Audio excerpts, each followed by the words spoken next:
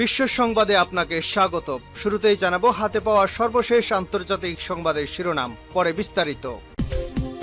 প্রথমে ইসরায়েল, ফিলিস্তিন ও ইরান যুদ্ধ চলছে, জানিয়ে দেব আমাদের হাতে থাকা সর্বশেষ গুরুত্বপূর্ণ আপডেট। আন্তর্জাতিক সংবাদ, মার্কিন ও ইসরায়েলি জাহাজে ফের হুতিদের হামলা। জানিয়ে দেব যুক্তরাষ্ট্রের প্রভাব থাকলে মৃত্যু হতে পারে ইউরোপের, বলছে ম্যাক্রো।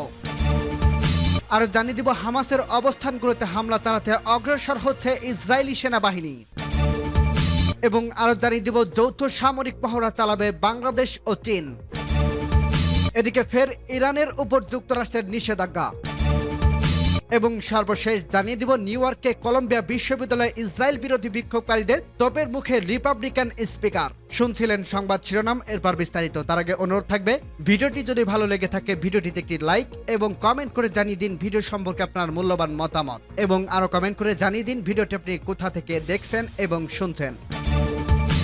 মার্কিন ও ইসরায়েলি জাহাজে ফের হুতিদের হামলা।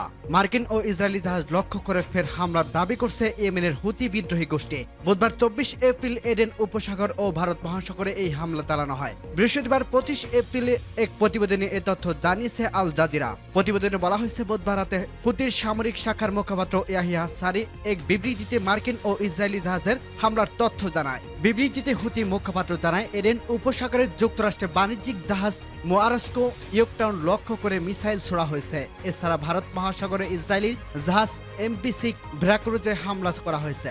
সমুদ্র নিরাপত্তা বিষয়ক ব্রিটিশ প্রতিষ্ঠান অ্যাম্ব্রো জানিয়েছে, এডেন বন্দরের দক্ষিণ পশ্চিমে হামলা হয়েছে। মার্কিন সেন্ট্রাল কমান্ডের দাবি, যুক্তরাষ্ট্রের জাহাজ লক্ষ্য করে ছোড়া ড্রোন ভূপাতিত করা হয়েছে তারা। এ ঘটনায় কোনো আহত বা ক্ষয়ক্ষতির খবর পাওয়া যায়নি। ফিলিস্তিন গাজা ইসরায়েলে আগ্রাসনের প্রতিবাদে গত বছরের নভেম্বর থেকে ইরান সমর্থিত হুতিরা লোহিত সাগরে ইসরায়েলি পশ্চিমা দেশগুলোর সঙ্গে যুক্ত বাণিজ্যিক জাহাজগুলোকে অব্যাহতভাবে আক্রমণ চালিয়ে আসছে। এতে বিশ্বের অন্যতম গুরুত্বপূর্ণ এই বাণিজ্য পথ বন্ধ হয়ে যাওয়ার ঝুঁকি পড়ছে। এই প্রক্রিয়ায় চলতি বছরের জানুয়ারি মাস থেকে ইয়েমেনে হুতিদের সামরিক স্থাপনায় কয়েক দফা বিমান হামলা চালিয়েছে যুক্তরাষ্ট্র ও তার মিত্র দেশগুলো। এদিকে হুতি গোষ্ঠী বলছে, ফিলিস্তিন গাজায় ইসরায়েলের নির্বিচার হামলা বন্ধ না করা পর্যন্ত তারা লোহিত সাগরে ইসরায়েল ও যুক্তরাষ্ট্রের সংশ্লিষ্ট জাহাজে হামলা চালিয়ে যাবে। গত বছরের 7 অক্টোবর ফিলিস্তিনের স্বাধীনতাকামী গোষ্ঠী হামাস ইসরায়েলে হামলা চালায়, তাতে 1200 জনেরও বেশি ইসরায়েলি নিহত হয়। এই প্রক্রিয়ায় সেই দিন থেকে ফিলিস্তিনে গাজায় প্রতিশোধমূলক হামলা শুরু করছে ইসরায়েল। 6 মাসের বেশি সময় ধরে চলমান ইসরায়েলি হামলার এখন পর্যন্ত 34,000-এর বেশি ফিলিস্তিনি নিহত হয়েছে। নিহতদের মধ্যে বেশিরভাগই নারী ও শিশু। এছাড়া আহতদের সংখ্যা ছাড়িয়েছে 77,000। যুক্তরাষ্ট্রের প্রভাব থাকলে মৃত্যু হতে পারে ইউরোপের, বলছে ম্যাক্রো। যুক্তরাষ্ট্রের প্রভাব বজায় থাকলে যে কোনো সময় ইউরোপের মৃত্যু হতে পারে বলে মন্তব্য করেছেন ফ্রান্সের প্রেসিডেন্ট ইমানুয়েল ম্যাক্রো। আর এজন্য ইউরোপকে শক্তিশালী করার দিকে দৃষ্টি দিয়ে যুক্তরাষ্ট্রের প্রভাব থেকে পুরোপুরি বেরিয়ে আসার পাশাপাশি অর্থনৈতিক সংস্কারের জন্য ইউরোপীয় ইউনিয়নের প্রতি আহ্বান জানিয়েছেন তিনি। বৃহস্পতিবার 25 এপ্রিল ফ্রান্সের একটি বিশ্ববিদ্যালয় অনুষ্ঠানে যুক্তরাষ্ট্র সম্পর্কে এমন সতর্কবার্তা দেন দেশটির প্রেসিডেন্ট। সামরিক খাতে যুক্তরাষ্ট্রের উপর নির্ভরশীল হয়ে পড়ার ভয়ঙ্কর পরিণতির কথা উল্লেখ করে ম্যাক্রো বলেন, ইউরোপের মৃত্যু হওয়ার ঝুঁকি রয়েছে। এই ঝুঁকি মোকাবেলার জন্য আমরা প্রস্তুত হই এখনো। সামরিক, অর্থনৈতিক এবং অন্যান্য চাপ ইউরোপীয় ইউনিয়নকে দুর্বল করে দিতে পারে, তাই ইউরোপকে যুক্তরাষ্ট্রের প্রভাব থেকে মুক্ত থাকতে হবে। তিনি বলেন, প্রতিরক্ষা শিল্প ছাড়া কোনো প্রতিরক্ষা নেই। আমরা গত কয়েক দশক ধরে এ খাতে অপর্যাপ্ত বিনিয়োগের মধ্যে দিয়ে যাচ্ছি। আমাদের আরও সামরিক সরঞ্জাম উৎপাদন করতে হবে, দ্রুত গতির উৎপাদন করতে হবে এবং আমাদের ইউরোপীয় হিসেবে উৎপাদন করতে হবে। ফরাসি এই প্রেসিডেন্ট অবশ্য গত কয়েক বছর ধরে যুক্তরাষ্ট্রের প্রভাব মুক্ত হওয়ার জন্য বারবার তাগিদ দিয়ে আসছেন ইউরোপীয় ইউনিয়নকে।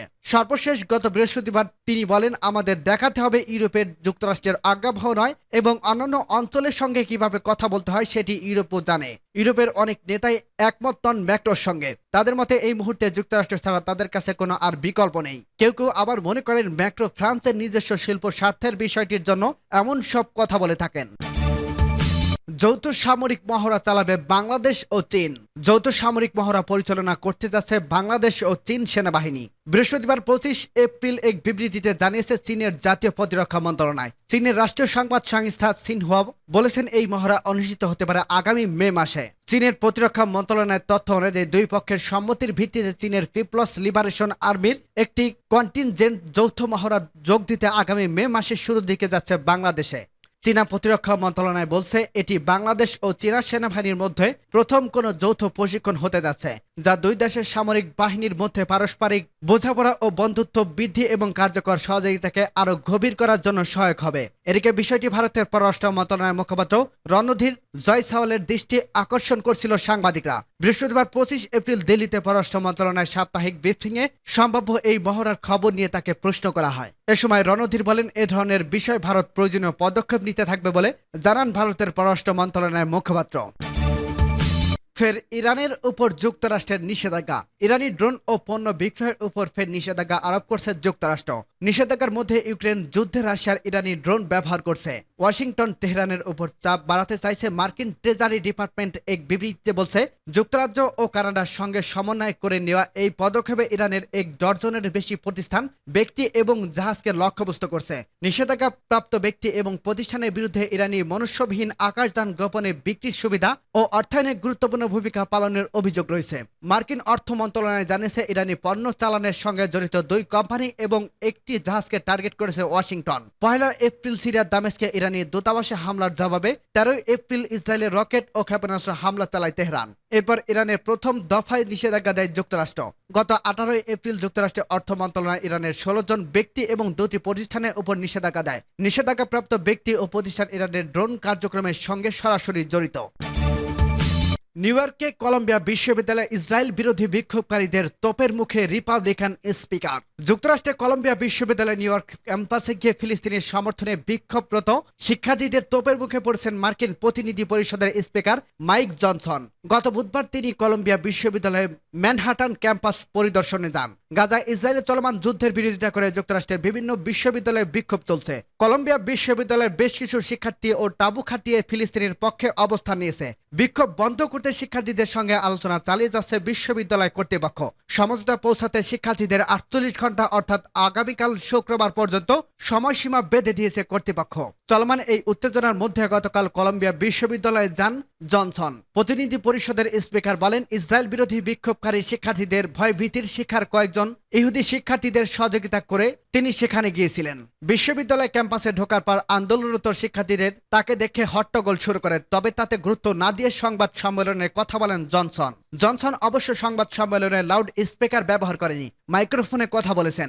বিশ্ববিদ্যালয়ের গ্রন্থাগারের সিঁড়িতে দাঁড়িয়ে দেওয়া বক্তব্যে জনসন বলেন, কলম্বিয়া কর্তৃপক্ষ যেহেতু এসব আইন অমান্যকারী উগ্রপন্থী এবং আন্দোলনকারী শিক্ষার্থীদের কার্যক্রম চালিয়ে যেতে দিয়েছে, তখন অন্য ক্যাম্পাসেও ইহুদি বিদ্বেষী ছড়িয়ে পড়ছে। সহিংস বিক্ষোভকারী শিক্ষার্থীদের গ্রেপ্তার করার আহ্বান জানিয়েছে জনসন।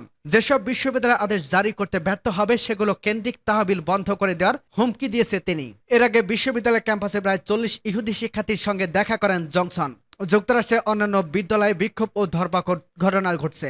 গতকাল অ্যাস্টিন টেক্সাস বিশ্ববিদ্যালয় বিক্ষোভকারী ব্যক্তিদের ওপর চড়াও হয় টেক্সাস অঙ্গরাজ্যের টহল সেনা ও পুলিশ।